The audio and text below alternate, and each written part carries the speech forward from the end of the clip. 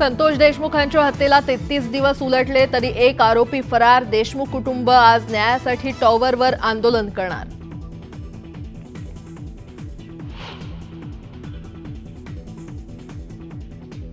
संतोष देशमुखांच्या न्यायासाठी लढा सुरूच। मनोज जरांगे आज मसाजोग गावात जाणार। संतोष देशमुखांच्या कुटुंबियांची घेणार भेट।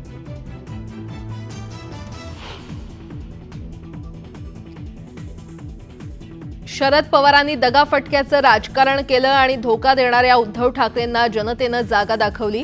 अमित शहांचा विरोधकांवर घणाघात।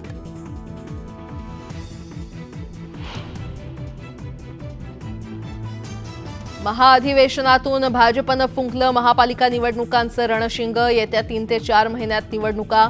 फडणवीसांचं वक्तव्य। तर स्थानिक स्वराज्य संस्थांच्या निवडणुकीत भाजप मोठा विजय मिळवणार, शहांना विश्वास।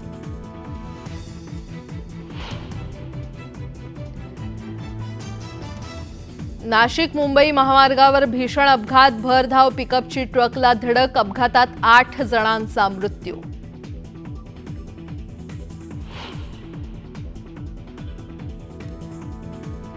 सोलापूरमधील सिद्धरामेश्वर महाराजांच्या यात्रेचा आज दुसरा दिवस। मंदिरातील संमती कट्ट्याजवळ अक्षता सोहळा पार पडणार। सोहळ्याला नेते मंडळीही राहणार उपस्थित।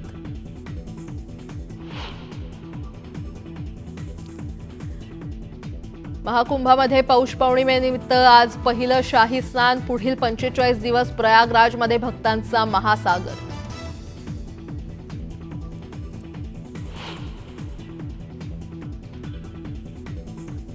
आणि अमेरिकेतल्या कॅलिफोर्नियामधील जंगलात लागलेल्या वणव्यामुळे मोठं नुकसान। लॉस एंजेलिसमधल्या जवळपास 12,000 इमारती जळून खाक।